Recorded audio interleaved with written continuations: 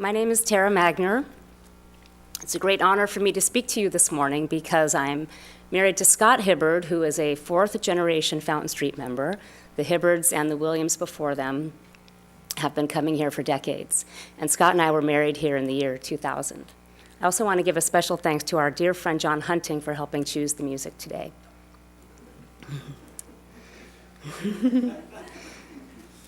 It may be a cliche to say that the immigration system in America is broken, but it is nonetheless still very true.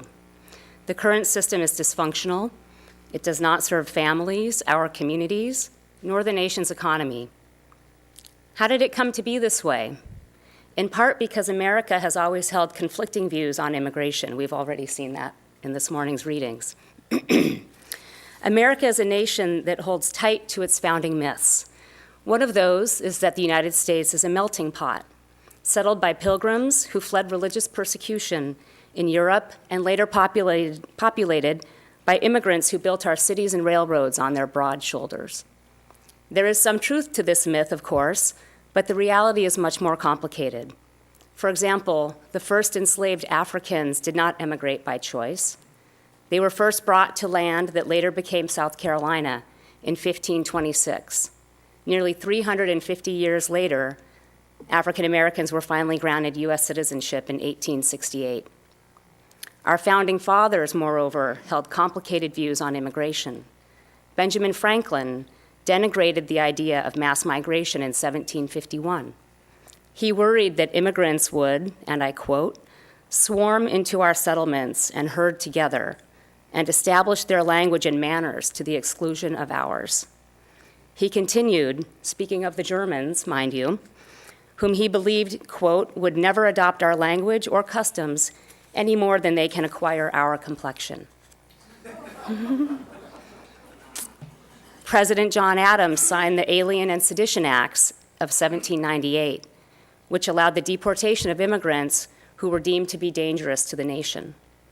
And starting in the 1800s, Congress passed laws that explicitly banned the entry of Chinese. The Chinese Exclusion Acts remained on the books until 1943, when, with China as an ally to the United States in World War II, those laws proved to be an embarrassment. You may wonder about the Chinese Exclusion Acts because by the mid-1800s, of course, there were many, many Chinese in the United States. While Congress was busy passing laws to bar their entry and prohibit them from owning property or becoming U.S. citizens, the Union Pacific Company was hiring eagerly as many Chinese and Irish immigrants as they could find to build the railroads. And this brings us to one answer for why the immigration system is broken.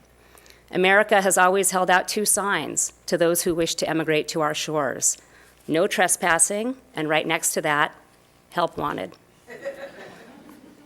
This was as true in the late 20th century as it was in the middle of the 19th.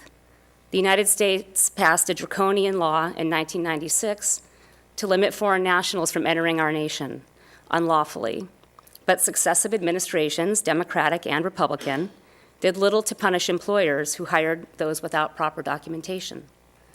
As the border became more difficult and more dangerous to cross, American employers in construction, agriculture, hospitality, meatpacking, and other industries eagerly hired undocumented workers. These employers often paid the unauthorized immigrants substandard wages and often subjected the workers to dangerous conditions, because a worker who fears deportation is not likely to complain. These circumstances persisted in large part because the employers felt little to no fear of prosecution for violating the labor laws. And of course, native-born Americans and lawfully present immigrants lost jobs and wages to this corrupt system.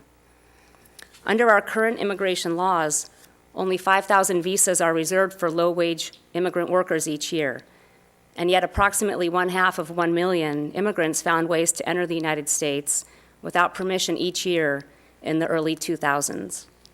These workers came for many reasons. Many were trying to put food on the tables of their families back home. But a primary driver of migration to the United States was the simple fact that the American economy was strong and other countries were suffering. There were jobs for the taking, employers did not ask questions, and the federal government looked the other way. Where then does faith come into this discussion? Just as America clings to its myths about the melting pot, it holds fast to our unique history of America's founding. The Pilgrims were immigrants, after all, or more accurately, they were refugees who fled religious and political persecution in their native lands. And yet our history of respecting the religious and political liberty of immigrants is just as complicated as our history with immigration overall.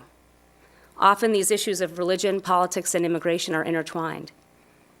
The Know-Nothing Party of the 19th century wanted to restrict immigration in the 1850s because its members feared the growth of Catholicism in the United States. After September 11, 2001, immigrants from predominantly Muslim nations were rounded up and detained. Many were deported.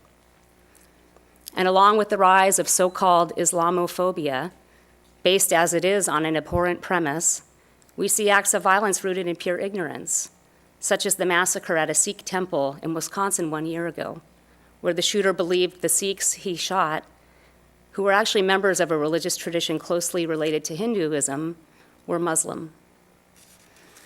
As immigrants have entered the United States in unlawful status or stayed beyond the valid period of a visa, Americans have reacted with our traditional mix of cherished myths and stark realities. We have opened our arms and we have raised our fists.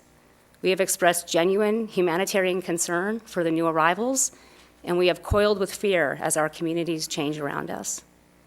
Until very recently, the houses of faith that were engaged in supporting a broad reform of our immigration laws were those that had parishioners with deep immigrant roots in the United States, such as the Catholics, the Lutherans, and the Jews.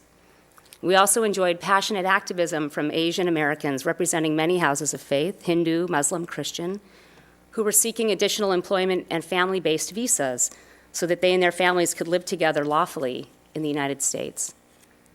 National movements associated with these houses of faith were energetically engaged in the campaigns to pass a comprehensive immigration reform law in 2006 and again in 2007. These organizations have also worked tirelessly to improve our laws to welcome and protect refugees. Grand Rapids has a wonderful tradition of this, with a number of faith groups supporting resettlement and other services to refugees from Burma, Burundi, Bosnia, and dozens of nations around the world. Members of Fountain Street Church are currently offering generous support to our resettled refugee neighbors through donations to Lutheran Social Services of Michigan. In the national debates over immigration reform legislation, however, certain denominations of believers were largely silent. In 2005, 2006, 2007, as the US Congress debated a variety of bills, those who viewed themselves as people of deep faith and conservative political leanings tended to avoid the discussion altogether, or otherwise supported only border security and law enforcement. There was little discussion within these communities of the humanitarian issues of migrant work, exploitation, separated families, or displaced communities.